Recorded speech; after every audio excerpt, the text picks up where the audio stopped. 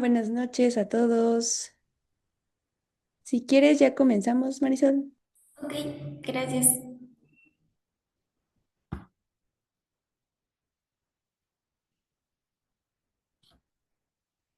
Bueno, pues buenas noches a todos. Soy Marisol Hernández, R3 de La Margarita.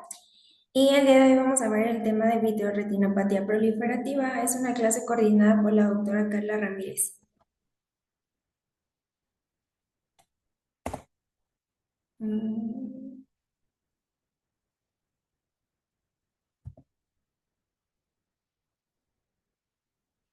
un segundo, es que no cambia.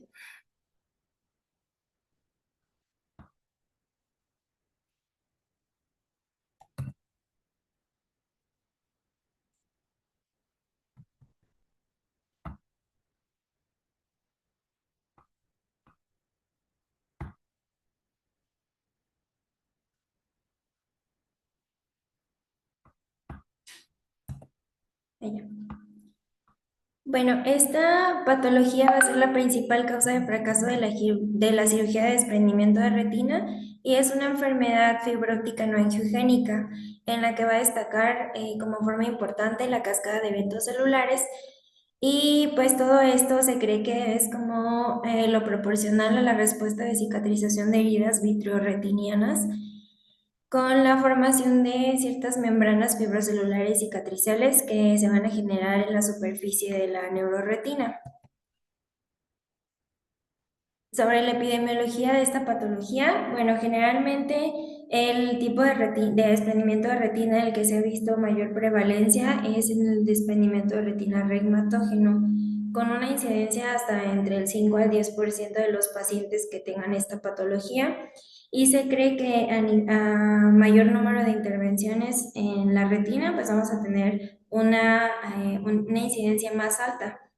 Hay algunos pacientes que tienen por sí solos cierta predisposición a tener una enfermedad más agresiva o a presentar una mayor incidencia, como los niños que tienden a presentar como cuadros de mayor inflamación porque tienen el sistema inmunológico pues como con mayor potencia, los inmunodeprimidos y se ha identificado que las patologías se van a presentar posterior a una cirugía hasta entre las 6 a las 12 semanas, con un promedio entre 4 a 8 semanas. Esta patología va a tener una extensión variable, pero los cuadrantes como mayormente afectados van a ser los sectores inferiores y se cree que en modelos animales, después de un desprendimiento, no, perdón, una vez que inicie la cascada de eventos celulares que nos van a desarrollar esta patología, ha progresado hasta dar la etapa final, que es el desprendimiento de retina secundario, hasta 2 a 3 semanas después de haber iniciado el proceso. A ver, Tenemos, espera, ¿puedes regresar tantito a tu diapo, porfis? Ajá. Bueno, ¿se acuerdan que en el examen hubo una pregunta que decía em, que que la BRP era más frecuente en el cuadrante temporal superior, verdadero o falso, ¿no? Entonces aquí tú pusiste que el predominio es sector inferior. ¿Por qué? Porque alguien sabe, bueno, Marisol, Es alguien. por la gravedad de las células pigmentadas del EPR. Exacto, exacto, muy bien, Osvaldo, ¿no? Así Sí. es, o sea, generalmente pues los lesiones, desgarros se encuentran más en la parte anterior, cerca de la base vítrea, que es donde está más adherido el vítreo. Entonces, pues obviamente el paciente pues va a estar de pie y por gravedad sí va a ir, todas las células, como dijiste, migran hacia el fondo del ojo. Entonces, algo interesante aquí es que cuando se genera el desprendimiento y hay ya un DBP, puede ser parcial o puede ser completo, pero en general parcial, las células migran tanto a la cavidad vítrea como al espacio subretiniano. Entonces, si el paciente no tiene un DBP completo, eso lo protege de que haga BRP. O sea, digamos que genera una barrera para que las células no migren hacia esos espacios y no se genere tanto BRP. Entonces, es como un mecanismo bueno que va a ayudar a que no tenga pues mal pronóstico, ¿no? Ok, ya, siguiente, perdón. Gracias. Ahora, hablando un poco más de factores de riesgo específicos para esta patología, pues cualquier factor que nos ocasione ruptura de la retina va a ser un factor de riesgo, ya que tenemos la dispersión de las células principales involucradas, que son las células del epitelio pigmentario de la retina, y se ha identificado que a mayor tamaño de esta ruptura, pues vamos a tener mayor prevalencia, como en los desgarros de retina gigantes. Cualquier patología inflamatoria preoperatoria, ya sea pacientes con uveitis, con retinopatía diabética, pacientes con hemorragia vítrea, ya que por sí solo, pues ya varias células hematopoyéticas están migrando hacia el espacio vítreo. Pacientes con antecedentes de intervenciones quirúrgicas, que volvemos nuevamente a lo de la ruptura de la retina o una alteración en la barrera hematorretiniana, en especial a cirugías extensas del segmento posterior. También la presencia de vitreoretinopatía proliferativa preoperatoria, ya que por sí sola pues podemos tener cuadros recurrentes, la presencia de tabaquismo asociado a mayor estrés oxidativo, la criocoagulación y algunas lesiones oculares perforantes y penetrantes, que volvemos nuevamente a lo de la alteración de la ruptura de la retina. Y en estos pacientes asociados a traumas se ha visto que hasta en un 50% de los que tengan este antecedente se puede presentar o tienen mayor riesgo de presentar vitreoretinopatía proliferativa. Hablando de la fisiopatología, pues se cree que sigue los cuatro pasos como en general que sigue cualquier proceso de cicatrización en nuestro cuerpo, caracterizados por cuatro etapas principales como la inflamación, proliferación celular, la remodelación de la matriz extracelular y la presencia de fibrosis. Inicialmente, pues particularizando a esta patología, vamos a iniciar por una alteración de la barrera hematorretiniana y con ello va a favorecer a que células que no deberían de estar en cierta cavidad vítrea, pues estén migrando y con ello también se puedan adherir estas células a toda esta zona. Muchas de estas células van a sufrir como ciertos cambios, pero se cree que hay un proceso en específico que es la transición epitelial mesenquimal, que más adelante vamos a detallar un poquito. Y ya teniendo como todas estas características, pasamos al proceso de proliferación celular, en el que, como bien dice, va a haber una importante proliferación. Estas células que van a estar migrando van a sufrir una pseudometaplasia, una metaplasia celular, entre las cuales pues van a destacar principalmente las células del epitelio pigmentario de la retina y las células gliales. Una vez que existe esta importante proliferación, migración y cambio propio de las células, también existe un proceso de remodelación de la matriz extracelular propio de los procesos de cicatrización y estas células se van a estar adhiriendo a toda esa matriz extracelular, favoreciendo la formación de membranas tempranas que inicialmente pues van a ser altamente proliferativas y van a evolucionar a ser membranas posicelulares ya tardías y fibróticas, que si continúan como evolucionando, pues la célula principal que vamos a encontrar va a ser los miofibroblastos, por eso ya son células posicelulares, son membranas posicelulares. Y estos miofibroblastos pues tienen la capacidad de ser contráctiles, entonces van a tener importantes fuerzas de tracciones, principalmente caracterizados por una importante secreción de la proteína contráctil alfa-actina presente en el músculo liso, con lo que venga la contracción de todas estas membranas y con ello pues el desprendimiento de retina. Haciendo como un poco de mayor énfasis en la parte de la transición epitelial mesenquimal, aquí pues la estrella celular que va a sufrir este proceso es el epitelio pigmentario de la retina y hacemos un poco más de énfasis en este proceso ya que se cree que es el evento celular clave porque es la célula que más sufre cambios y la célula que más se ha encontrado en estas membranas. Estas células, además de sufrir como esta pseudometaplasia o este cambio a pasar de células epiteliales a células mesenquimales, Esto va a ocasionar que exista una importante reducción en las proteínas específicas de cada célula, lo que ya no le permite conservar como su anatomía que ha tenido como siempre. Y se ve un aumento en la expresión de las proteínas involucradas en la motilidad y en la proliferación, como la que ya habíamos mencionado, la alfa-actina del músculo liso. Y pues además no solamente se están viendo estas alteraciones a nivel proteicas, sino que también adquieren una alta capacidad de adhesión celular a la membrana extracelular, lo que le permite irse uniendo e irse formando membranas más grandes. Hablando de las principales células implicadas en este proceso de vitreoretinopatía proliferativa, tenemos a la estrella, que es la estrella celular, que son las células del epitelio pigmentario, que como recordamos, generalmente estas células las encontramos como una capa quiescente, que a pesar de que tienen una alta tasa metabólica, pues siempre conservan como la misma estructura, la misma forma, pero nunca pierden, a pesar de que son quiescentes, la capacidad tan alta que tienen de proliferar como cualquier otra célula epitelial en nuestro cuerpo. Y una vez que ya se encuentran en el vitro y sufren esta desdiferenciación como una pseudometaplasia, pues se convierten en células fusiformes, que son los fibroblastos, y tienen una importante división activa y una alta capacidad de migración. Y con ello, pues siguen produciendo, si recordamos que tienen cierta secreción paracrina y tienen una importante expresión de células de factores de crecimiento, pues ellos van a seguir produciendo tanto factor de crecimiento epidermal, factor de crecimiento derivado de plaquetas y el factor de crecimiento transformante beta.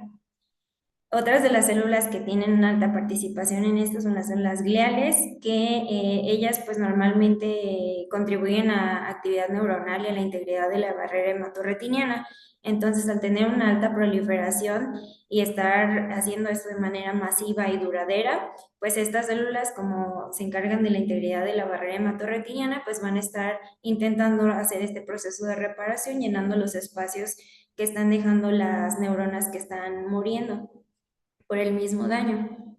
Tenemos también la participación de algunas células hematopoyéticas como los fibroblastos y los macrófagos y la presencia de hialocitos que ya tenemos en el vítreo, que se van a encargar de dar como la base donde se van a estar uniendo todas las demás células, como la membrana extracelular, y normalmente pues se encargaban de modulación de la respuesta inmune y la inflamación, pero son procesos que se ven superados por el proceso de migración y proliferación tan severa de otras células. También tenemos la trombina, que nos va a estar ayudando o va a favorecer a la proliferación glial. Y bueno, es importante también destacar la presencia de estos factores de crecimiento que ya mencionamos, entre los cuales pues el que va a destacar más es el factor de crecimiento derivado de plaquetas, que va a funcionarnos como un quimioatrayente y un mitógeno, y va a estar como apoyado por otros procesos como el factor de crecimiento transformante beta, que favorece a esta reparación de heridas o cicatriciales, favoreciendo como el paso entre los fibroblastos a miofibroblastos y el factor de crecimiento endotelial vascular. Y bueno, ¿de qué nos sirve como saber todas estas, que si esta célula, que si la otra, que si el factor de crecimiento y esto? Tanto para entender el proceso por el que se desarrolla esta patología, como también para buscar células diana a la hora de buscar posibles tratamientos para esta patología. Ahora, en esta parte, pues, viene como un pequeño resumen de todo el proceso en general por el que pasa, iniciando por una lesión de la retina que nos va a generar una alteración de la barrera hematorretiniana, que con ello pues va a permitir el paso de ciertas células a sitios donde no deberían de estar, como en las que destacamos las células gliales y las células del epitelio pigmentario, un proceso inflamatorio propio de la alteración o la pérdida de esta barrera hematorretiniana, con la migración de las células y la alta producción de factores de crecimiento. Estas células, una vez que están en un sitio donde no deberían de estar, sufren la pseudometaplasia hablando de las células del epitelio pigmentario, pues la transdiferenciación epitelial mesenquimal y la activación de células gliales que nos van a ayudar a reparar como los sitios de daño. Estas células se van a estar adhiriendo entre sí y adhiriendo a la matriz extracelular, van a tener una alta proliferación y una alta migración, tratando de abarcar como la mayor cantidad de tejido. Y una vez que ya estén formando como de estas membranas tempranas altamente proliferatorias, van a lograr transdiferenciarse todas y van a hacer fibroblastos, que posteriormente van a ser miofibroblastos, van a generar la contracción de estas membranas y con ello, pues al existir como estas fuerzas de tracción sobre el tejido retinal, pues lo van a lograr desprender. Ahora, una vez que conocimos todos estos procesos, todas estas células, vamos a la parte de clasificación. Hablando de la clasificación en cuanto al tiempo y la evolución de la patología, tenemos la etapa temprana, la avanzada y la final. En la etapa temprana se ha caracterizado por la presencia clínicamente de un aumento de la reflectancia por la proliferación glial de las células, la presencia de membranas en celofán, que van a estar principalmente formadas por células gliales y por células del epitelio pigmentario, y la presencia de tortuosidad vascular por el mismo proceso inflamatorio. De ahí pasando a la etapa avanzada, pues ya aquí ya tenemos formaciones de membranas perirretinianas, son membranas mucho más extensas que podemos encontrarlas como en cualquier parte de la retina, y aquí ya al existir estas fuerzas de contracción o esta activación de las proteínas contráctiles, ya vemos la presencia de arrugas superficiales o los famosos pliegues en estrella, ya sea unifocales o multifocales en la extensión de la retina. Y como la etapa final, pues a la hora de tener unas altas fuerzas de contracción de todas estas membranas y toda esta fibrosis, ya nos pueden dar como resultado pues el desprendimiento de retina. Existen otras clasificaciones generales que se han desarrollado a lo largo del tiempo para intentar, como en cualquier otra clasificación, tanto unificar los hallazgos que podamos tener y también para planear como cierto tratamiento quirúrgico. La primera fue en 1983 por el Comité de Terminología de la Sociedad de Retina, en donde prácticamente la clasificaban dependiendo de la severidad en grados. Teníamos el grado A, donde se trataba a una severidad mínima, el grado B a una moderada, el grado C a uno marcado y el grado D a masivo, en donde el grado C y el grado D, pues lo que nos lograba diferenciar un poquito entre estos cuadros era por la cantidad de extensión que teníamos de afectación en la retina. Posteriormente, en 1989, llegó la clasificación por el estudio de silicón, y aquí nuevamente conservaba lo de la división por grados y severidad, pero aquí ya hacía un poco mayor énfasis en alguna subclasificación en en el grado C, en el que ya lo dividió como grado C posterior y grado C anterior, dependiendo de las zonas en las que se viera afectada. Y los subtipos de este grado, pues lo dividía dependiendo de la extensión. También aquí ya empezó como la descripción de los tipos de contracción, ya que dependiendo del tipo de contracción, pues también iba a ser el pronóstico y la severidad del cuadro que tuviéramos, porque a veces aunque no tuviera como una extensión demasiado grande pues sí, o que no abarcara tantos cuadrantes, pues íbamos a tener diferentes patrones. Y ya que hablaron un poquito más de los patrones, que no me voy a detener tanto en estas clasificaciones para poder hablar un poquito más al final de la última, que es la más actualizada, aunque ni tan actualizada porque es de 1991. Y vamos como con esta última, que es la clasificación por la Sociedad de Retina, en donde nuevamente respetamos, donde trató de hacer una unificación tanto de la primera clasificación como de la segunda, y aquí conservó los grados, tanto el grado A, grado B, el grado C posterior y el grado A anterior. Continuó con la división por cuadrantes, lo que nos ayudaba a diferenciar o a describir como la extensión de afectación que tuviéramos en la retina. Y aquí ya la puse como un poquito más extensa, en donde el grado A nos hablaba de únicamente signos clínicos iniciales, que nos hablaban sobre la migración y la proliferación de las células ya in vitro, que lo podemos observar como neblina vítrea, grumos de pigmento y algunos grupos de pigmento, sobre todo en la retina inferior, que ya platicamos por qué. El grado B ya lo describía como presencia de arrugas en la superficie interna de la retina, la rigidez de la retina, que esto era más como que no tenía tantos movimientos a pesar de que tuviera como ciertas tracciones o plegamientos, estos se mantenían como estáticos.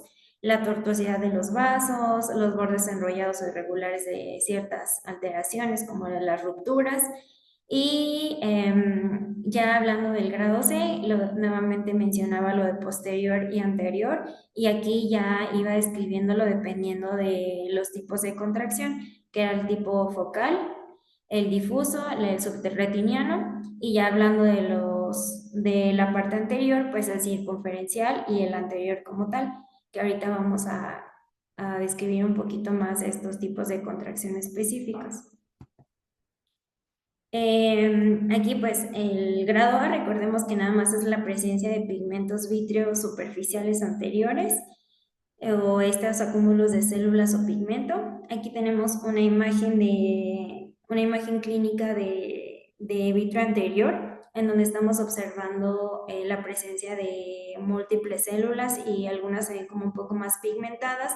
También vemos el vitrio como un poco más condensado y pues en este caso pues ya se describiría como que el vitrio todavía no tiene tanta dureza, pero ya se empieza como a condensar un poquito más. Hablando del grado B, ya platicábamos que ya era la presencia de plegamientos en la superficie retiniana y la presencia de tortuosidad de los vasos. En el grado C ya teníamos la presencia de la famosa estrella macular o los pliegues en estrella. En el grado C tipo 2, que ya estaríamos hablando de como algo más difuso, ya tenemos contracciones posteriores difusas. En el grado C tipo 3, aquí encontramos la proliferación subretiniana, que significa, como ya había mencionado al inicio de la plática la doctora Carla, estas células no solamente logran migrar a la cavidad vítrea, sino también pueden quedarse atrapadas en el espacio subretiniano dependiendo de qué tanto tiempo o de la cronicidad del desprendimiento de retina, pues todas estas células también pueden quedarse ahí y generar proliferaciones en estas zonas. El grado C tipo 4, que ya estaríamos hablando del grado CA, o sea, anterior. Aquí ya observamos la contracción circunferencial a lo largo del margen posterior de la base del vitrio. En estas zonas, pues ya nos está hablando de una afectación más anterior y se está formando como cierto anillo de fibrosis que nos puede generar algunas otras alteraciones o que las fuerzas de tracción ya se estén migrando hacia la parte anterior, no solamente en el sector posterior. Y hablando del grado CA tipo 5, aquí tenemos la característica de que ya las fuerzas de contracción se están generando más hacia el sector anterior y estamos teniendo pues la contracción de la base del vitrio. Oigan, se entienden las imágenes, ¿verdad? O sea, sí, sí quedan claras, porque nosotros también nos vemos muchas estas imágenes, pero al principio siento que es bien difícil entenderlo. O sea, si tuviéramos que señalar, es importante que entendamos que así como lo está platicando Marisol, muy inteligente y verde, Es verde, que para que vean, ok. ¿no? Y muy acertadamente, aquí lo que entonces estaríamos viendo es que el BRP corre por aquí. No sé si están viendo todo lo que estoy dibujando. No, no se ve. No, ¿No se ve? sí, Ah, ya. ya salió. Ya. Pero por ahí corre el BRP. Y el BRP en particular no va a estar nada más ahí. Va a estar aquí, aquí, aquí, aquí, aquí, aquí, aquí, aquí, aquí, aquí, aquí, aquí, aquí, en todas partes. Entonces, ¿por qué eso es importante? ¿Qué significa pausicelular? De Muchos una tipos sola de... célula. ¿Vale? Una sola célula. Una sola célula o que tiene el tejido poquitas células. Ujú. O sea, solo tipo celular, pero no tiene una proliferación de muchísimas células. Es algo fibroso. Entonces, esa parte es bien importante porque la proliferación del BRP va a ser una retinopatía proliferativa. Entonces, ¿dónde va a proliferar esto? En el vitrio y en la retina. Entonces, podemos, y con eso que estamos platicando y con estos de las imágenes que estamos viendo, ¿dónde va a estar el BRP? ¿Arriba de la retina o abajo de la retina? En ambos. Dos. En ambas, ¿no? En ambas. Muy bien. ¿Y dónde más? O sea, abajo, arriba y sobre la retina. Y adentro. Hay BRP intracelular. Entonces, esta parte, o intrarretiniano, mejor dicho. Entonces, esta parte es bien importante porque al momento de la cirugía, lo que platicábamos el otro día, ya viste un paciente que tiene DRR o muchos de estos pacientes que no se van a pegar, lo que dijimos del 5%.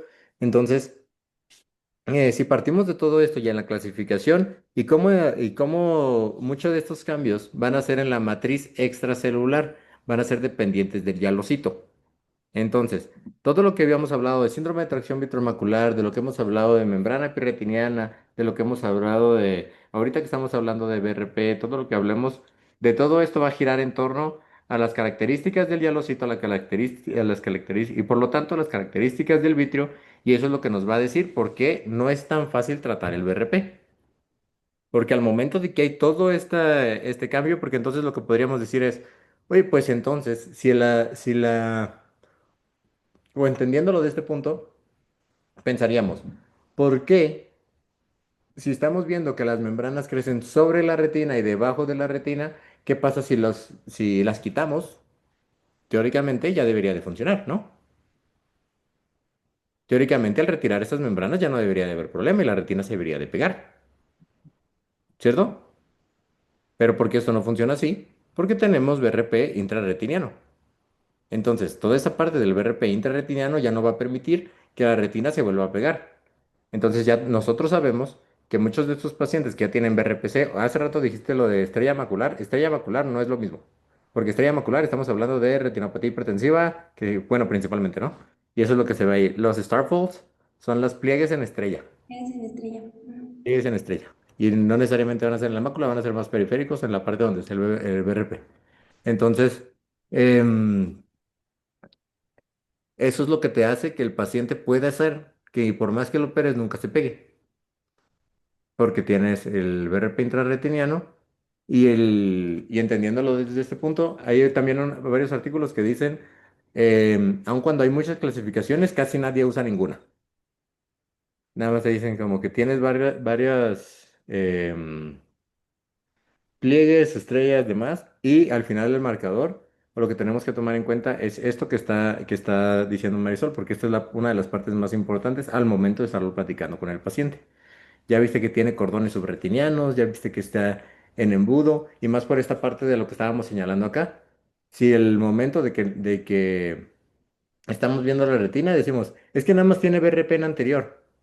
Ah, bueno, si nada más tuviera BRP en anterior, pues le tiramos la parte anterior. Al retirar eso, lo que pasaría es que se cae y se pega, ¿no?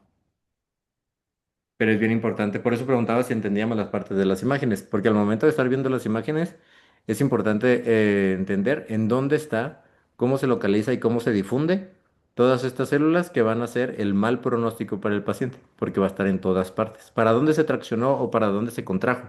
De eso se trata la clasificación. ¿Se entiende?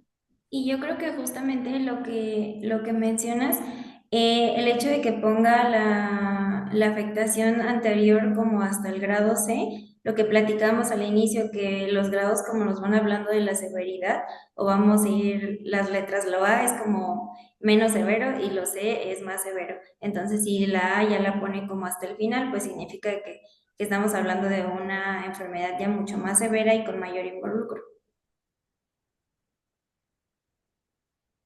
¿no? No te No, sí. entendí. Yo no te entendí. Yo no sé. Creo O que sea, se igual refiere a sí. que en la clasificación lo anterior viene al final, entonces dice que eso es más severo Ah, que lo posterior. ya entendí, ya. Yo no sé qué quiso decir, pero perdóname, güey. Ustedes son más inteligentes, discúlpame. Yo me Bueno, fui. el chiste que al poner la A, o sea, de anterior hasta el final, pues nos está Ya, hablando de que es más grave. Simón. Digo, ahorita justamente lo que estábamos platicando, o si le sirve como un pequeño tip, lo que me dijo un adscrito hace poco, me dice, ¿qué grado de BRP tiene? Digo, tal. Yo le vi tal, le encontré esto y esto. Me dijo, siempre súbele un grado, güey. Porque al momento que lo estés operando, lo estés valorando, hay muchas cosas que seguramente no viste o no encontraste. Entonces, todo lo que, por ejemplo, ya estás viendo que la retina está rígida, está traccionada o acartonada, probablemente en alguna de esas partes, en alguno de los pliegues, va a haber ya una parte que se está contrayendo y ya te subiría de B a C. Entonces me dice siempre como al momento de estarlo evaluando o para hablarle al paciente de pronóstico, súbele a un grado. Gracias. No a ti. Y justamente los artículos mencionan que estas clasificaciones, a pesar de que no son como tan amigables, es importante quedarnos como con la parte de que en cuanto mayor afectación veamos, pues peor pronóstico podemos encontrar. Y bueno, esta es otra imagen en la que mencionaba como un poquito de los tipos de contracciones, tanto el tipo 1 que va a ser focal, el tipo 2 difuso, el 3 subretinal, el 4 circunferencial, y venía como un poquito de esquema para poderlos como clasificar o que nos diéramos como una idea de qué tanta afectación podíamos ya estar encontrando. Y si se dan cuenta como ya las partes de los tipos 4 y 5 que ya nos está hablando de anteriores, pues ya tenemos una mayor extensión y las fuerzas de contracción ya se están yendo como hacia el sector anterior y nos está hablando de que es muy probable que ya tengamos como afectación o presencia de los otros tipos de contracción. Ahora hablando de los tratamientos, pues tenemos tanto el tratamiento quirúrgico, que aquí es importante tener como ciertos puntos a considerar antes de plantearnos una nueva intervención de ese ojo, como inicialmente pues los beneficios contra los riesgos.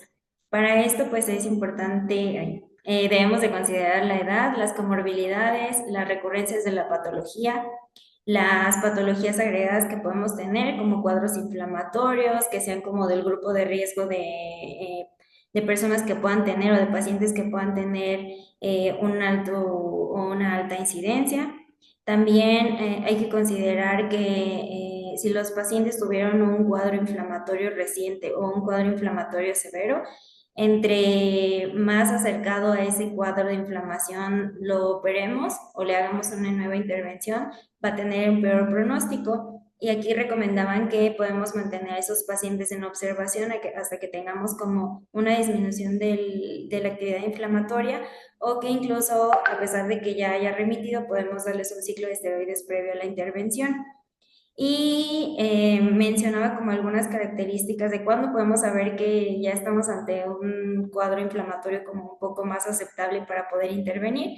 En el caso de pacientes, no sé, por ejemplo, con uveitis, que tengamos la presencia mínima de células y la presencia mínima de turbidez del acuoso, cuando tengamos ausencia de hiperemia conjuntival o ausencia de progresión del cuadro inflamatorio, o sea que ya hemos tenido como un cierto periodo, por lo menos unos 3 meses de estabilidad de la actividad inflamatoria, que ya va a ser un poquito de mejor pronóstico.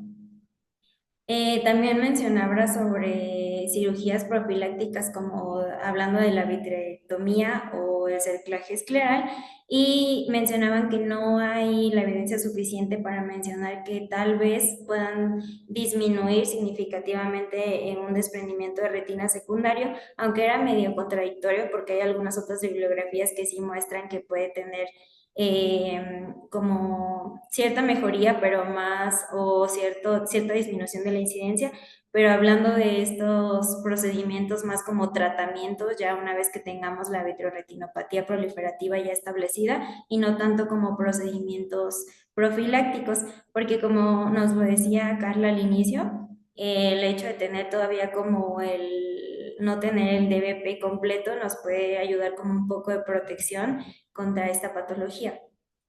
También el hecho de estar haciendo intervenciones excesivas o intervenciones continuas o reintervenciones pues va a favorecer también a la reproliferación glial y con ello la presencia de una mayor proliferación fibrótica subretiniana, que al final pues ya va a convertir nuestro cuadro como algo con menor probabilidad de tener una mejoría o de tener éxito tanto anatómico como funcional.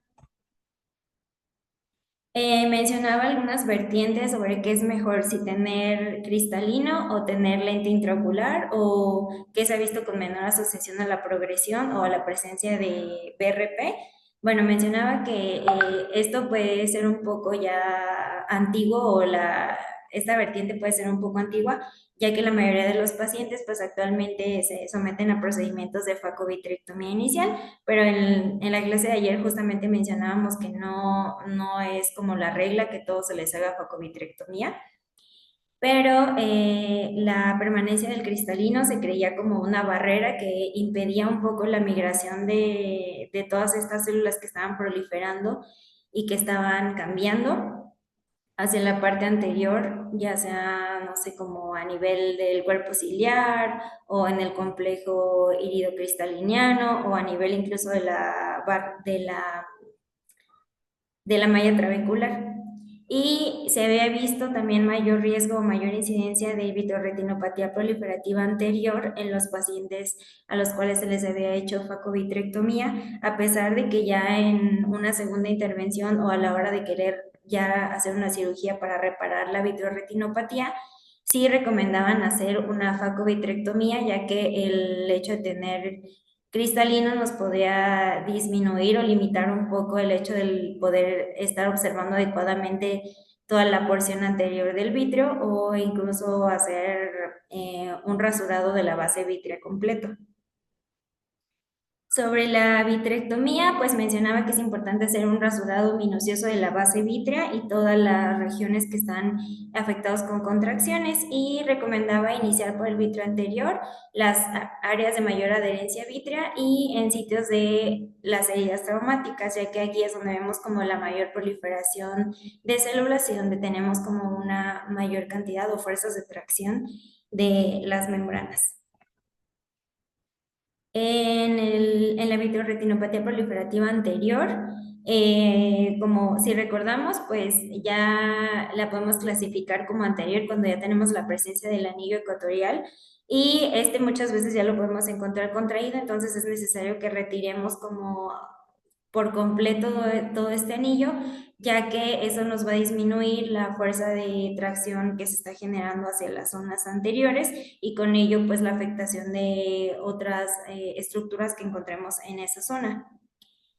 Cuando tengamos la presencia de membranas epirretinianas, pues recordemos que estos los podemos encontrar en cualquier parte de la retina.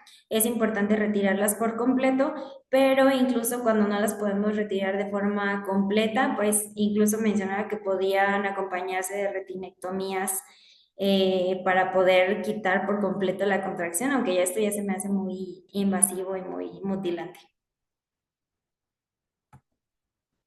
Tal vez, Em, pero a veces les va mejor cuando les haces la retinectomía. Pegan y pues preferible que vea, sí, pocos grados de visión, pero ve. Y a veces si no lo haces, se despega y pues el paciente vuelve a MMPL.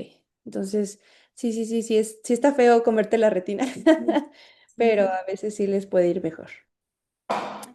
Y justamente mencionaba que el hecho de hacerle retinectomía, que recomendaban no hacerla menos de 180 grados, podía disminuir como recidivas periféricas o anteriores, que es como de las peores cosas que podemos encontrar en esta patología, y que también disminuía como las contracciones hacia el cuerpo ciliar y con ello la hipotonía, que es una de las complicaciones que podemos observar en estos pacientes, además de todo lo demás tan horrible que les va.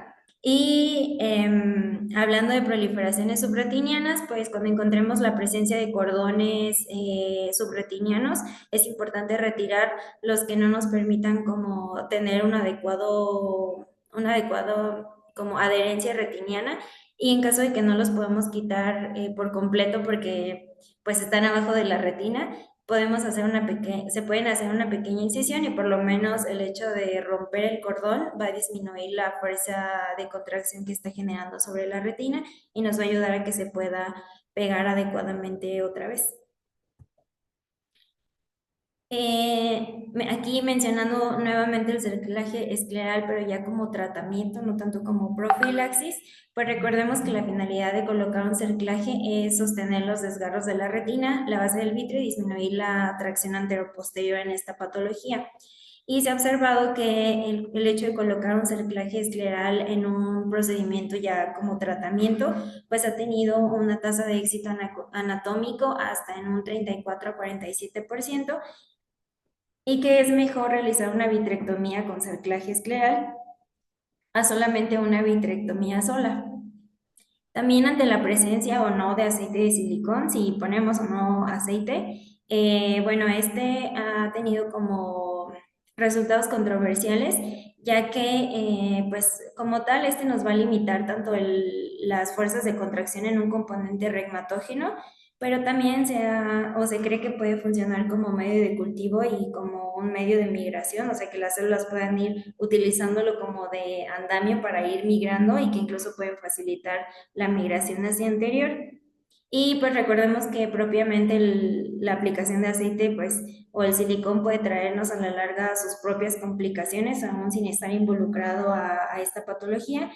Y en el estudio del silicón se hizo que fue un estudio clínico aleatorizado multicéntrico. Aquí se buscó comparar la presencia de qué tanto tenían una buena recurrencia o perdón, que tenían una mejor adhesión de la retina en los pacientes que se utilizó C3F8 contra la presencia de silicón, y realmente observaron que tenían resultados similares pero que sí aportaban como un mejor resultado visual comparado con gases que pueden durar menos. No sé si quieran aportar algo de la parte quirúrgica, ustedes que tienen más experiencia. Sí, justamente es lo que vamos a platicar ahorita, porque una de las cosas es que el... no es clase de tamponades. O sea, bueno, también tenemos la mala costumbre de llamarles tamponades a los sustitutos vítreos. Los sustitutos vítreos es cualquier otra cosa que tú pongas dentro del ojito después de la cirugía, ¿vale? Porque ya platicamos la vez pasada. Generalmente, después de un tiempo se va a llenar por humor acuoso. Pero una vez que, antes de que se llene de humor acuoso va a haber un algo más, ¿no? Entonces, ¿qué es ese algo más? Puedes hacer un intercambio líquido-aire y que se quede el aire. Puedes hacer un intercambio líquido-aire y luego hacer el intercambio aire-gas y que se quede en gas. Puedes hacer un intercambio líquido-aire y que luego le pones un silicón. Pero hay diferentes tipos de silicón. Entonces, todo esto es importante porque al momento de la cirugía te va a dar un pronóstico diferente, un marcador diferente y un pronóstico diferente a largo plazo. Cuando estábamos hablando del Silicon Study, el perfluoroctano se compara con el silicón, pero el silicón de Milton-Stokes, o sea, un silicón ligero. Un silicón ligero va a tender a flotar. La flotabilidad del sustituto vítreo que estemos poniendo va a también dictaminar en dónde vamos a encontrar el BRP. No sé si me estoy dando a entender con esto. Hace rato hablaron de la gravedad del pigmento, de la gravedad del pigmento y de la gravedad de la celular, que lo que va a pasar es que por gravedad se van a ir para abajo. ¿Qué va a pasar si tú pones algo que tiene una alta flotabilidad, como el silicón? Su tensión superficial no es muy fuerte, por lo tanto no te está tapando el regma, no te está tapando el agujero. No tiene la función de endotamponade, a diferencia del C3F8. El C3F8 tiene una larga duración, tiene una alta tensión superficial y tiene una alta flotabilidad. Por lo tanto, el C3F8 sí va a tender a flotar. Al flotar, mejor dicho, va a tender a tapar. Al tapar, sí te va a disminuir la cantidad de BRP que vas a tener y la cantidad de BRP que se va a distribuir en la parte inferior va a ser menor, a diferencia del silicón. En el silicón siempre va a existir una pequeña capa de humor acuoso entre el silicón y la retina. Entonces, oye, pero entonces, ¿qué pasa si ponemos un silicón pesado? Existen los silicones pesados, que no es lo mismo que los líquidos pesados, que van a ver que los van a poner cualquier retinólogo con el que ustedes entren a ver, a hacer un DRR en general, casi siempre, para aplicar la mácula.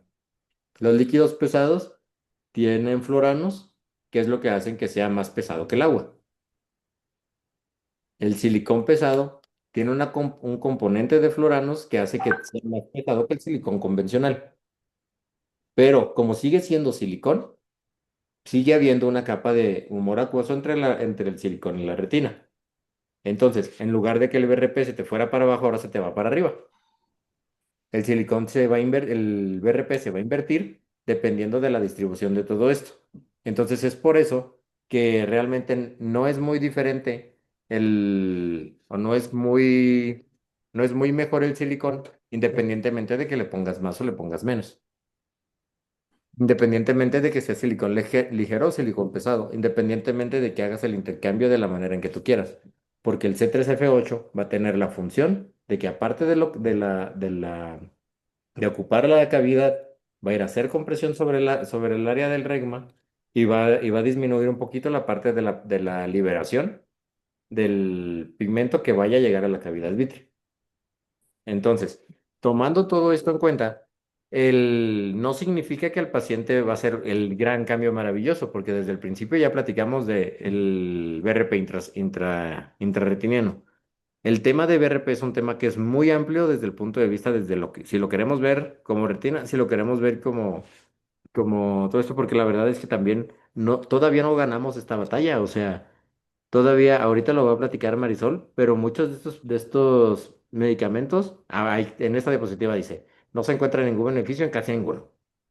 Entonces, en el militar también se está haciendo un protocolo con metrotexate para intentar, durante la cirugía, aplicarles metrotexate intravitro, porque hay algunos de las bibliografías que refieren que podría tener un efecto.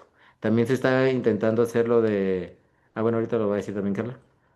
Em, lo que dijiste, ahí está, la isotretinoína también. Ay, Entonces, como otros medicamentos que sean de uso sistémico, que también ayuden a disminuir todo esto. Entonces, son cosas que todavía no sabemos, todavía seguimos investigando y seguimos haciendo cosas y protocolos y buscando una respuesta para la pregunta que nos está siguiendo desde que pudimos empezar a hacerle algo a los desprendimientos de retina. Porque con lo que platicamos el otro día, antes de la cirugía, antes del cerclaje y todo esto, era cierre los ojos, póngase boca abajo, boca arriba, colgado de pies, buscando que la retina se aplique solita. Pero entonces, ahorita que platicamos de tratamiento quirúrgico, sabemos qué debemos hacer, sabemos que el paciente va a entrar una vez, pero no sabemos, esta va a ser la primera cirugía. Ya iremos viendo después. y por ejemplo, otra cosa que creo que es importante es que ya una vez, o sea, ya les hiciste la cirugía y pegó la retina. Pero muchas veces queda algo que se llama desplazamiento de la retina, o sea, los fotorreceptores no vuelven a quedar en el mismo lugar donde estaban. Entonces, en lo que, digamos, se acomodan o pueden incluso desplazarse del lugar original al que estaban, por eso es que también se explica por qué la visión del paciente sigue sin mejorar, o sea, puede seguir en 20/200 y está en 20/200 y la retina está pegada, la mácula se ve bien, no hay líquido, las lesiones están bien selladas. Entonces también como que puedes predecir si va a tener ese desplazamiento retiniano, por ejemplo, si la mácula está pegada o no. Si está pegada, el 70% de probabilidades de que sí, de que no haya desplazamiento de la retina, o por ejemplo, que el tamponade de cruces. Es más frecuente que ocurra ese desplazamiento si usas gas, pero en este caso mencionaba que era el SF6, o sea, el C3F8 pues todavía pasaría. En ese caso, si solo tienes SF6, pues es mejor utilizar el silicón. Igual la localización de los cuadrantes, o sea, si en todos los cuadrantes hay BRP, pues prácticamente ese paciente va a tener un desplazamiento de la retina, pues, pues superior, ¿no? Y pues ya creo que lo demás, pues sí lo dijo Alex. No sé. Sí. No, y ahorita vamos a decir tema difícil, tema amplio, tema muy complicado y que como todavía no sabemos muchas cosas, lo tenemos que leer seguido. Entonces, ahorita vamos a seguir platicando de todo esto y ahorita seguiremos hablando porque la parte de la correspondencia retiniana que los que quieran hacer estrabismo nos van a corregir mucho de esto. Y cómo tomamos la visión, es la parte de también esta parte metodológicamente hablando, si lo tomas monocular, pues el paciente no se va a dar cuenta de que no tiene ahí la correspondencia al 100%. Pero ya cuando abre los dos ojos, como solemos caminar todos, pues las cosas ya las empieza a ver raras. Porque, como bien dice Carla, la parte de la del desplazamiento retiniano y las metamorfopsias horizontales y verticales van a corresponder al momento en el que se reaplicó la retina, la integridad de los fotorreceptores, como no se pegó donde se debería de pegar. Hay evidencia por OCT y OCT en fase de cómo donde pasó El vaso, ¿no? exacto, los vasos fantasmas. Ujú. En algún momento pasó por aquí, pero como se desprendió la retina y se volvió a pegar y no se pegó donde se debería de haber pegado porque Se así desplazó. sucedió, queda el trayecto del vaso en alguna parte y la marca de donde debería de estar la retina realmente. Y como el otro ojo a lo mejor no se le desprendió, pues ya no hay una correspondencia retiniana de donde debería acordar las cosas. Por lo tanto, ya ve las cosas chuecas. Queja común.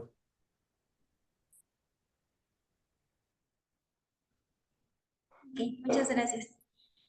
Y bueno, ahora pasando a esta sección del tratamiento farmacológico, pues se buscaron algunas otras alternativas, esto porque el tratamiento quirúrgico por sí solo pues no ha sido resolutivo, entonces se están buscando como algunas otras opciones y este artículo me gustó bastante porque resumía como los hallazgos o los actuales tratamientos que se están buscando o que se han utilizado para tratar de disminuir esto buscando o utilizando justamente todas las dianas celulares de las que ya platicamos o la intervención en tanto los factores de crecimiento, las células y todas estas involucradas.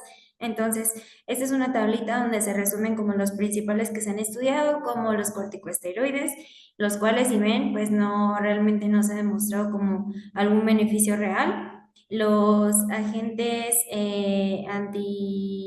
factor de crecimiento endotelial vascular, que tampoco se ha visto a un buen beneficio. Algunos quimioterapéuticos como la colchicina, la daunorubicina, el 5-FU, el metotrexato, donde algunos tienen resultados concluyentes, otros como que no, otros siguen como en investigación y eso. Entonces, pasando un poquito más de manera particular de cada uno de ellos, hablando de los corticosteroides, pues les voy a mencionar como algunos estudios en los que se ha revisado un poco la efectividad, si ha funcionado, si no ha funcionado. Y bueno, primero en un estudio clínico aleatorizado donde se estudió 75 ojos con vitorretinopatía proliferativa grado C y la presencia de aceite de silicón. A estos pacientes se les puso 4 miligramos de triamcinolona intraocular y se tuvieron resultados realmente no concluyentes de que disminuía la incidencia de vitorretinopatía proliferativa o el hecho de que tuvieran como una nueva recurrencia de la patología una vez que ya estaban en grado C. También se estudió la presencia de los urdex en pacientes que tenían, a los que se les realizó vitrectomía con una retinopatía proliferativa también grado C, también se obtuvieron resultados no concluyentes con una P de 0.73. Se estudió no solamente la triamcinolona y la dexametasona, sino también la prednisolona oral, en donde se encontró un efecto clínico débil. Entonces, aquí lo único que mencionaban los artículos era que se debería particularizar el uso, aunque realmente no se han encontrado muy buenos resultados en estos con el uso de corticosteroides. Hablando de los anti-VEGF, aquí hay un estudio en el que se trataron a 38 ojos con retinopatía proliferativa grado C, en el que se aplicó bevacizumab intravitro y tampoco se encontraron realmente resultados concluyentes de que mejorara o disminuyera la progresión del cuadro. También se probó poniéndolo en pacientes que tuvieran un grado de severidad menor, como el grado B, y no se demostró mejoría. Se probó con otro anti-VEGF como el ranibizumab, y este se encontró que tenía buen efecto en animales, entonces intentaron probarlo en humanos, pero aquí tampoco tuvieron resultados concluyentes o significativos, entonces no encontré algún otro estudio con, por ejemplo, aflibercept o algún otro, pero el uso está controversial de estos medicamentos, porque a pesar de que tanto los corticosteroides nos ayudan a disminuir la cascada inflamatoria, tanto de citocinas como de linfocitos y algunos otros. Y el anti-VEGF, pues ya habíamos mencionado que el factor de crecimiento endotelial vascular participa en todo este proceso. Como que los fármacos que van orientados hasta estas dianas celulares, pues no han funcionado. Hablando de la colchicina, pues recordemos que también es un agente antiinflamatorio que interfiere en la proliferación y en la migración celular, entonces va a actuar como a ese nivel de la etapa de la formación de las membranas. Y en este, pues en algunos estudios que se han realizado en animales, no ha tenido realmente estudios muy concluyentes, a pesar de que se ha encontrado que solo en animales sí logra disminuir la incidencia y la gravedad del desprendimiento de retina traccional asociado a la BRP.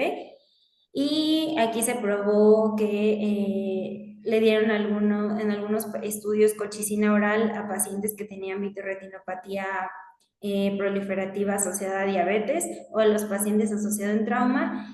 Y en eso se vio también tampoco que tenía resultados muy concluyentes, aunque sí podía como mostrar un mejor o una disminución de la incidencia, pero específicamente en estos pacientes. Y en un estudio que se hizo en 184 ojos, donde se les dieron dosis de 1 miligramo cada 12 horas, pues tampoco tuvo resultados concluyentes, entonces este tampoco se recomienda. El tratamiento con 5-FU y con heparina de bajo peso molecular también se ha estudiado y pues aquí está un poco controversial porque este medicamento, el 5-FU, se ha utilizado de manera intravítrea en los estudios y pues si recordamos, el 5-FU es un quimioterapéutico citotóxico que quizá nos puede traer como más daño que beneficio y realmente igual los estudios no han sido concluyentes, pero algunos estudios como muy pequeñitos, como en el 2001 se realizó uno en 174 ojos, esto utilizándolo como profilaxis, solo en pacientes que tenían factores de riesgo altos para poder desarrollar la BRP.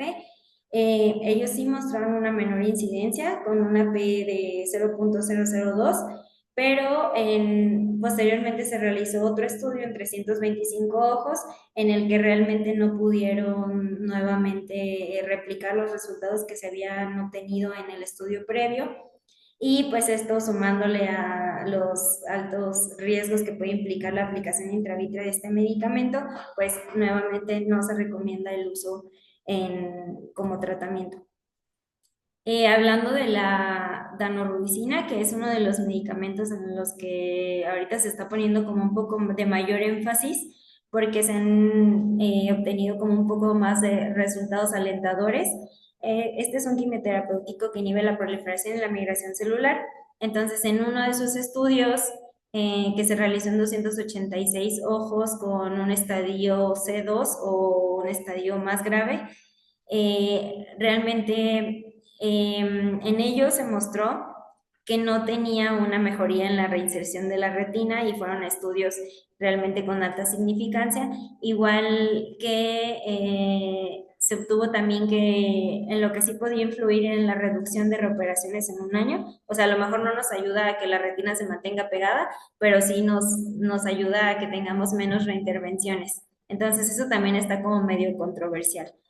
Y en otro estudio que se realizó en 30 ojos, también observaron que presentaba una mayor tasa de reinserción de la retina durante los primeros 3 meses, hasta en un 86.6% de los pacientes, pero continúa en estudio para ver qué tanto puede mantenerse este plegamiento nuevo de la retina, o sea, qué tanto nos puede ayudar y por cuánto tiempo nos puede ayudar a mantener nuevamente la retina pegada. Sobre estudios en cuanto al metotrexato, pues recordemos que es un antimetabolito antifolato que ya se utilizaba anteriormente intravíteo para el tratamiento del linfoma intraocular Y la función principal de este medicamento intravitro es que nos reduce el crecimiento celular e induce la muerte de células que se han identificado como de las principales implicadas en la vitreoretinopatía proliferativa, pero esto cultivada solo in vitro. Entonces, se realizaron estudios donde se aplicó intravitro a dosis de 400 microgramos y sí demostró que presentaba una reducción del redesprendimiento a un seguimiento de 3 meses. Otro estudio clínico aleatorizado también de fase 3 que se realizó en 68 ojos, lo utilizaron para la prevención de vitreoretinopatía proliferativa y se utilizó a dosis de 0,8% con 13 aplicaciones con separaciones de 16 semanas entre cada una de las dosis y se encontró que tenía una reducción del desprendimiento a 6 meses con una P significativa de 0,024. Entonces, este y la daunorubicina son como de los fármacos que ahorita están como un poquito más, o que están teniendo como mayor énfasis en la investigación para poder ver si pueden tener como resultados un poco más concluyentes o no. Hablando del ácido retinoico, pues se va a encargar principalmente de inhibir el crecimiento del epitelio pigmentario in vitro. Entonces, en los estudios ya en 35 ojos con un desprendimiento de retina primario asociado a vitreoretinopatía proliferativa, se les dio ácido 13-cins retinoico oral a dosis de 10 miligramos cada 12 horas y se observó que estos pacientes sí presentaban una mayor tasa de adhesión retiniana. Y posteriormente se hizo un estudio, el DELIVER, con el uso de isotetrinoína y pues también como que tuvieron resultados un poquito más contradictorios, ya que este se hizo en 51 ojos con un desprendimiento de retina ya recurrente por vitreoretinopatía proliferativa, o sea, como una alternativa a no tener buena respuesta en los tratamientos quirúrgicos, y con ello se encontró que sí reducía el riesgo de nuevamente presentar más cuadros recidivantes o cuadros nuevos de vitreoretinopatía proliferativa, pero que no se encontró realmente un efecto o que disminuyera la severidad de la vitreoretinopatía proliferativa que ya estaba establecida. Entonces, después de hablar de como que todos estos estudios medio inconcluyentes, tenemos el pronóstico de estos pacientes, en los cuales pues hasta en un 10 a 40% de los pacientes que ya tienen desprendimiento de retina asociado a vitreoretinopatía proliferativa, pues realmente no se ha observado que logren tener un éxito anatómico aún después de varias intervenciones. Y se ha observado que todos los desprendimientos de retina complicados con vitreoretinopatía proliferativa, pues de ellos hasta un 39% sí se han logrado mantener adheridos con algunos tratamientos quirúrgicos hasta durante 30 meses con la presencia de aceite de silicón, que es lo que platicaba más o menos hace ratito Alexis. Y pues recordemos que el tener éxito anatómico no es lo mismo que tener éxito funcional. Puede ser que nuestra retina ya esté pegada, pero que el paciente no haya mejorado y al final pues creo que es como de las cosas que más nos importan a la hora de poder ofrecer un tratamiento en un paciente, qué tanto va a mejorar o qué tanto no va a mejorar. Y creo que es importante también mencionar esto con los pacientes para decirles que a pesar de que se logre mantener las estructuras en su sitio, puede ser que la visión pues no logre tener una mejoría. Y hablando de eso, pues hasta en un 40% de los pacientes se ha visto que han tenido una agudeza visual menor de 5/200. Y también es importante tener en consideración algunas comorbilidades asociadas que nos pueden dar un peor pronóstico a la hora de intervenir a un paciente, como que tengan alteración ya o implicación o involucro macular, que tengan asociado un edema macular, la fibrosis subretiniana, por lo que platicábamos, que tienen un peor pronóstico y son pues realmente membranas mucho más difíciles de poder extraer y como alteraciones más difíciles de corregir. Y los pacientes que tienen vitreoretinopatía proliferativa anterior tienen más riesgo de complicaciones y de peor respuesta al tratamiento. Y bueno, como conclusiones de esta exposición, pues nos podemos quedar un poquito con que esta patología, pues en general, como ya vimos, es un proceso excesivo de cicatrización. Incluso lo llaman como la cicatriz queloide del ojo, porque es un proceso excesivo y que tiene como pues mayor implicación o que tiene mayor riesgo dentro de nuestro ojito de poder tener muchas otras complicaciones. Es una complicación aún no prevenible y de muy difícil tratamiento. El manejo quirúrgico es muy controvertido.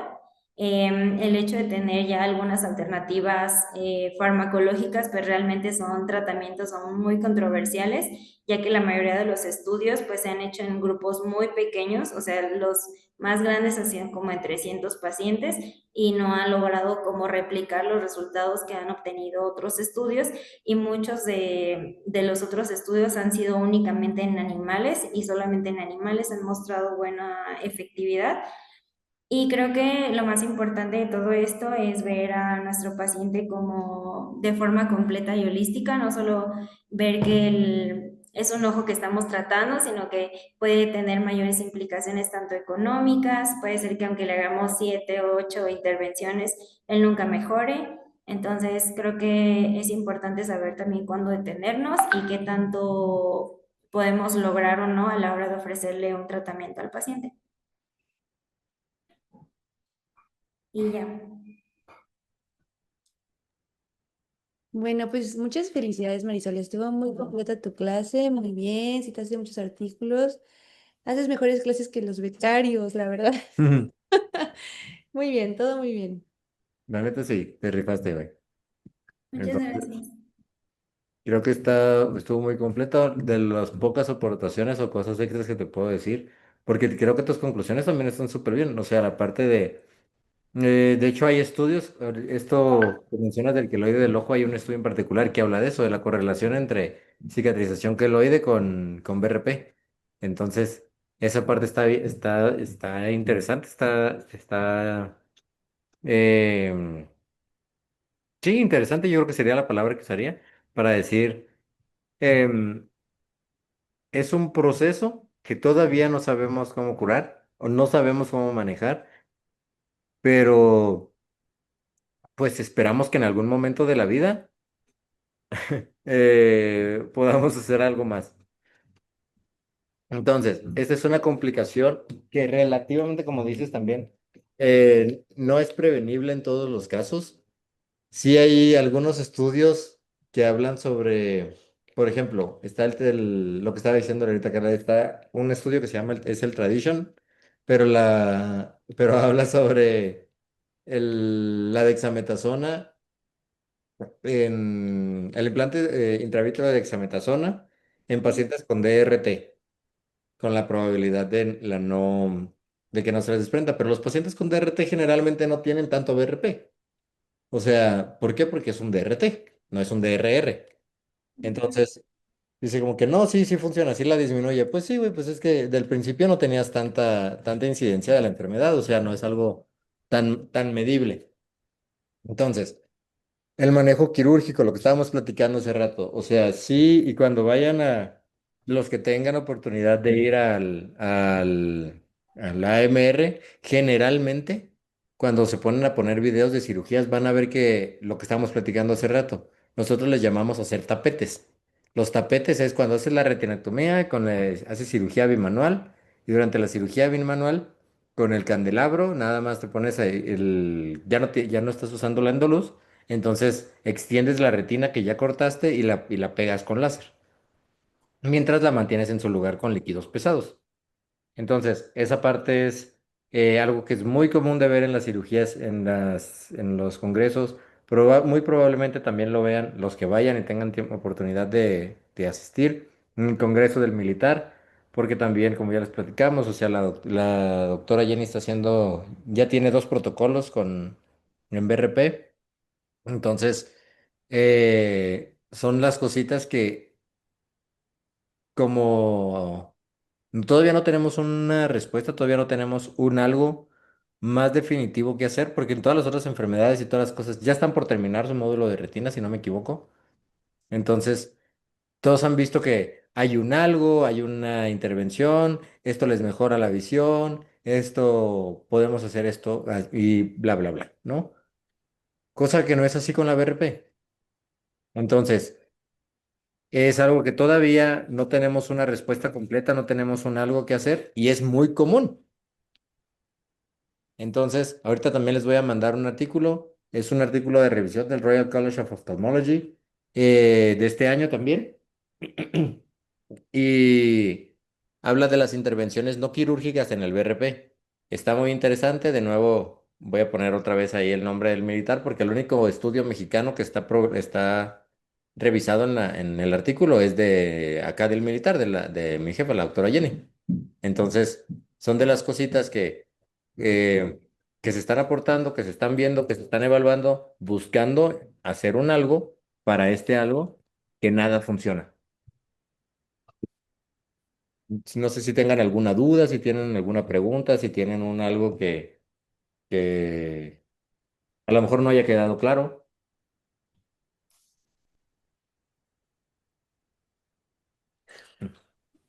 Yo nada más cuando van a intervenir a los pacientes por BRP, es que decía algo de que si tienen actividad, todavía tienen peor pronóstico, o sea, como cuánto tienen que esperar.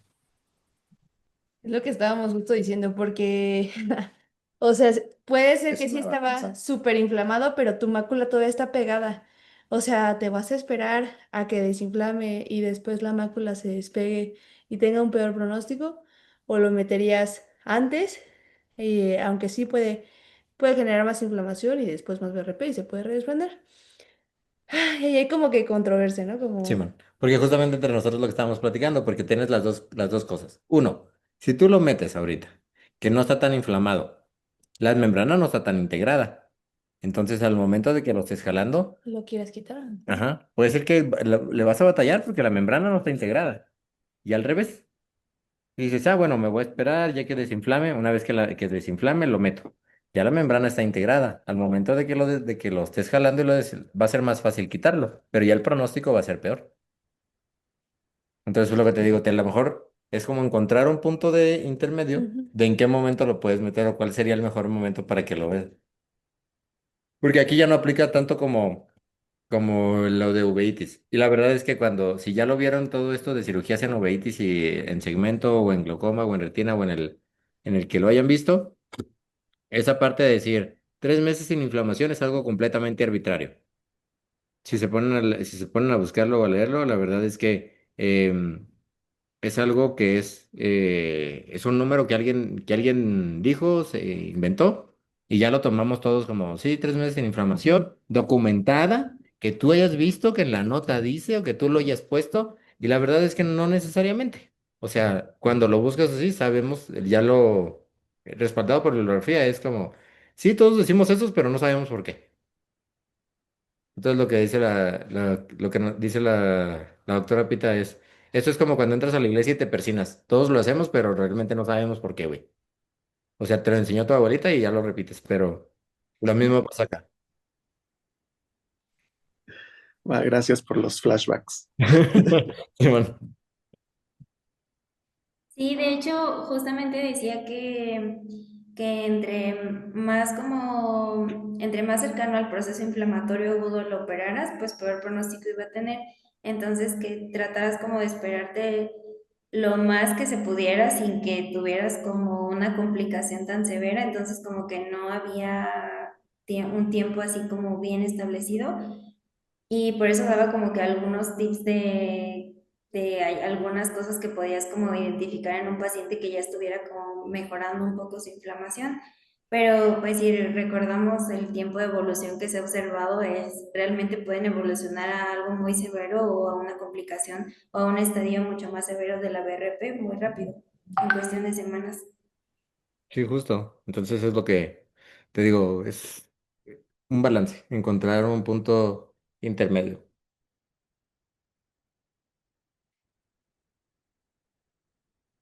¿Alguien más? ¿Dudas, preguntas? ¿Dudas, preguntas, comentarios, quejas, sugerencias, traumas psicológicos o algo más en los que les podamos ayudar? Aquí también aplicas lo del código que nos decías ayer de que movimiento ya no se toca. Movimiento. Que no te entiendo. Movimiento de manos. No, no, no es movimiento de manos, sí. Es PLNDC. Ok. Un paciente que no discrimina colores en el militar. El único paciente que se opera de PLNDC o NPL es un paciente de trauma, al menos en el militar. Y ese es como el criterio de nosotros, es un paciente de trauma, porque nos llegan muchos, el cordero que está aquí presente no nos va a dejar mentir. Tenemos los pacientes del granadazo, el que pisó tal, el que le hizo tal, el que paciente de impacto, el paciente de tal. Entonces, el único paciente que metemos en NPL es el paciente de trauma abierto. Lo metemos una vez para cerrar el trauma, si tiene esclera suficiente como para poder cerrarlo. Si no tiene esclera suficiente, ya se visera. Pero todos los pacientes de trauma, aunque sea trauma abierto en NPL, se les da una oportunidad. A partir de ahí, DRR, DRT, glaucoma neovascular. También tenemos por VIH, todos estos pacientes que pueden tener, cuando digo VIH quiero decir las asociadas a herpes, o sea, llámelo ARN, porn, lo que quieran. Todos estos pacientes que están PLNDC es un paciente al que ya no se le va a ofrecer cirugía. Entonces, cuando estamos hablando del MM, o lo que quise decir, a lo mejor eso no creó confusión. Lo que quiero decir es, un paciente en MM se verifica, porque muchas veces llegan en MM referidos por el optometrista o por la enfermera que les tomó la agudeza. Entonces, dices, pues está en MM, es un glaucoma neovascular, Pacovitre. Y si no lo verificas, tu MM realmente no era un MM, nada más que le pasan la mano y pues le apagan y le prenden la luz cuando se la pasan por la cara, porque no lo hiciste tú. No sé si me voy a entender. Entonces, por esa parte es la de lo que quiero decir con el MM es que todos los MM se verifican, porque si el paciente está en PLDC, discrimina colores, nosotros sí le damos una oportunidad. Ese es un ojito que a lo mejor ya vas a meter para dejarlo en silicón. ¿Sabe qué? Lo vamos a meter nada más para que esté estable, para que preserve el orden. Si ya está no discrimina colores o NPL, ya no se le ofrece cirugía. Al menos les digo, ese es el criterio de acá. Incluso hemos metido pacientes de DRs en embudos cerrados que discriminan colores. Es como, güey, pues es que lo intentamos, ya nada más lo llenamos en silicón y se le dice al paciente de, güey, te vamos a meter una vez. O sea, ya muy probablemente después de esta cirugía, ya nada más es para que preserves la bolita y ya. No sé si respondí tu pregunta, Gigi. Sí, muchas gracias. No, gracias a ti.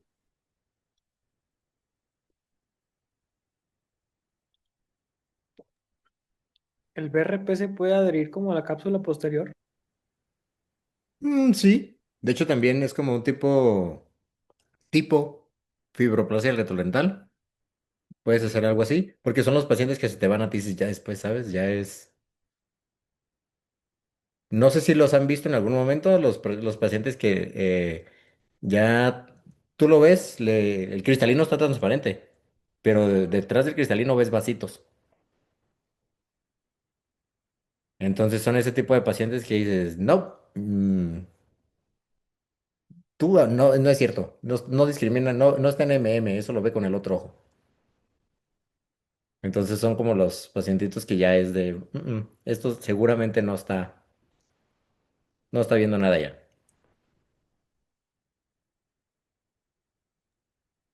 Gracias. No a ti,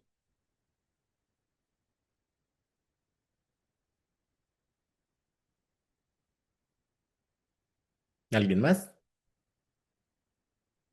Tampoco, o sea, si tienen, porque igual y si tienen dudas porque me queda la parte de, no hay preguntas tontas, porque te lo dicen desde la secundaria, ¿no? O sea, si alguien no se siente confianza, lo que sea, mándalas por privado, güey, no pasa nada. El punto es que lleguen con dudas diferentes, se vayan con dudas diferentes que con las que llegaron. No estoy diciendo que les vamos a resolver todas, porque igual y nosotros tampoco sabemos, pero por lo menos que sean dudas diferentes. No se vale que lleguen con las mismas que cuando antes de que empezara la clase. O si se quedaron dormidos tampoco pasa nada, nada más digan de, güey, no les entendí.